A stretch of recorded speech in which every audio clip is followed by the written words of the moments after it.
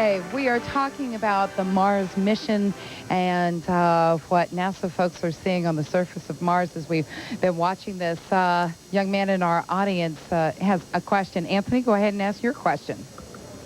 Do they have any proof of active volcanoes on Mars? No, we don't think so, Anthony. Donna, I think that's what you said before. Am I right or wrong on that? No active volcanoes. Okay, where is Matthew? There you go. Into the wrong one. We already answered your question, didn't we, Anthony? No wonder you look startled. Matthew, I was wondering how the red soil on Earth compared to the red soil on Mars. Donna? Well, I think the scientists really haven't told us that yet. But the red soil on Mars is there because Mars is very rusty. There's something about Mars that's very oxidizing, like bleach is oxidizing. And since there's no oxygen in the atmosphere of Mars, or all just tied up with carbon dioxide, no one really understands why that's happened. Chica is in our audience, and Chica's from Nigeria. And Chica, my reaction was a lot like yours when you first started seeing these pictures. Go ahead and share that. Yeah, I was amazed at how similar to like the Sahara Desert in Africa and Arizona here. The pictures from Mars are, it's just like Earth. Well, it looks kind of like Earth in the deserts, but the processes that went through here are really different than most places on Earth.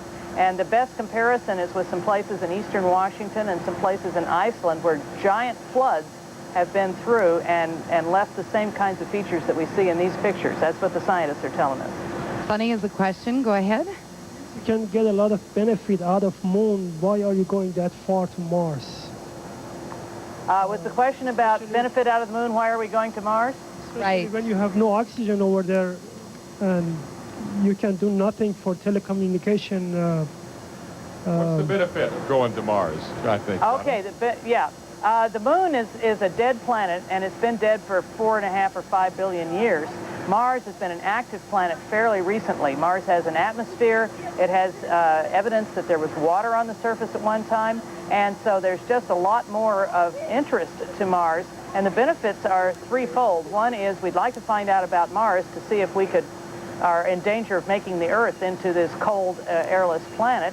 The second reason is we'd like to understand the weather and the climate on Mars, to use that to model the weather on Earth and learn about how to more correctly anticipate the weather on Earth. And thirdly, if we're ever going to go to another planet in the solar system, Mars will be it.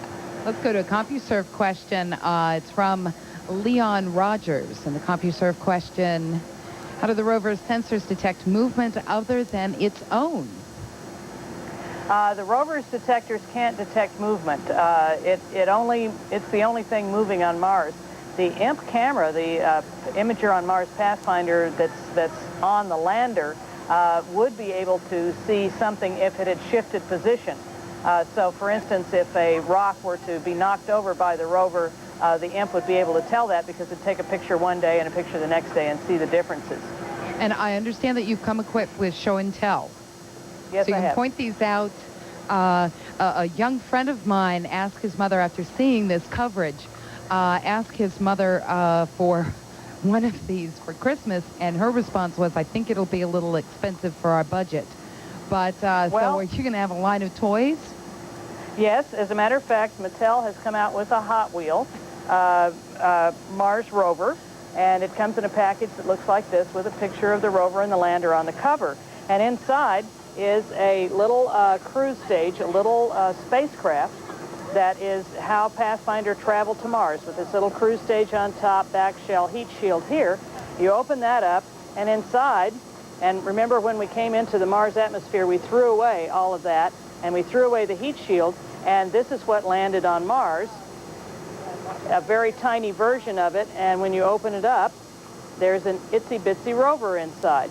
Here's a little bigger version of it that has the Pathfinder lander as it looks on the surface now with the proper scale rover. And then here is a Hot Wheels rover that actually moves and is a 1/20th scale of the real rover. And so that's what you can get. And then we have a little bigger version here that shows, this is a model that we use for just demonstration. It's not available to the public, but it shows how the lander folds up and how the rover was delivered to Mars squatted down on the pedal, and then when it stood up, it looks more like this little Hot Wheel rover that we have here. Susan, they sold 1,500 of these Hot Wheels rovers here at JPL yesterday. The line snaked about 200 yards around where we're standing now, and they sold out, and we thought there was going to be a riot here at JPL. Yeah, it's the hottest property here. Right, Mattel is having trouble with it. I'll tell you, that's where I'm going after the show, okay? Because I've got some young men in my life, so I'm going to go and pick up one of those. John, I'll get you one for your son, baby Jay. We've got to take a break. We're going to be back right after this.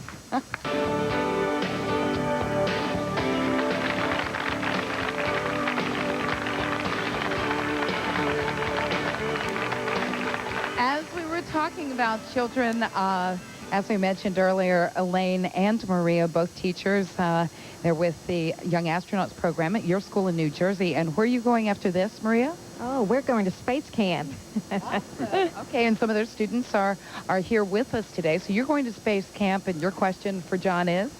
Oh, I wanted to know how long the program has been in existence and how much longer will it be funded? Well, Donna Shirley, who's probably out there listening, can tell you she has been vitally involved in this program for at least 5 years. They've known they wanted to do this for a long time. Donna, when did the first germ of an idea for Pathfinder come up inside NASA? Well, actually, we've been thinking about landing on Mars ever since Viking, and we've been working on rovers since the 60s because we knew that we wanted to move around. And when Viking landed on Mars, it was very frustrating because the scientists wanted to reach out and touch those rocks, and they couldn't. This particular program, the particular mission, Pathfinder, has been in the planning stages since about 1992 and actually got funded in 94. But we do have in the future a whole program of Mars exploration with missions every 26 months. So we have Mars Global Surveyor going into orbit this September, and then 2 missions in 98, 01, 03, and a sample return in 05. And I would imagine that phenomenally successful missions continue to boost satisfaction with the program and enthusiasm. And, of course, these marvelous pictures aren't hurting. John, can you walk us through a sunset Mars style? Yeah, we just got downlinked a picture of sunset on Mars. I have not seen it yet. I want to see it. I bet Donna and John Zarrella want to see it as well. Okay, sunset over Ares Vallis, which is the landing zone. And this one, Donna, maybe if you can see this, it's just a little strip view of the sunset, but you see the big sun. The sun is much brighter, it appears, on Mars at sunset than it appears on Earth. Donna? Well, I think that's because Mars doesn't have a very thick atmosphere, so we're seeing the undiluted, almost unfiltered sunlight come through. Now, one of the things that Matt Golombek said in the press conference was that the Hubble is going to be taking more pictures of Mars, and they're going to try to understand why Hubble is seeing clouds, but Pathfinder isn't seeing clouds. No kidding. Now, Donna, let me ask you this. Earthrise or Earthset over Mars. Will we get a picture of that? And is it going to be more impressive to see the Earth come up over the limb of Mars than it is for all of us when we run outside and look down to the south or southwest and see Mars every night right now just after sunset? Well, I'm not sure what Earth is going to look like, and it'll probably not be a picture of Earthrise. It won't be a movie. It'll just be a picture trying to get the Earth in it. And I believe in this press conference they've already imaged Deimos, so that means that's the moon of Mars. They're already been successful in looking up. So we will and I know continue. They have some pictures of the sun. We'll continue to get all of this information and these gorgeous pictures throughout the days. John Holliman, thank you so much for being here. John Zarrella and Donna Shirley, a pleasure. Our audience just really enjoyed talking to you. Thank you so much for taking the time to make science real. You know? Thanks to all of you for joining us. We hope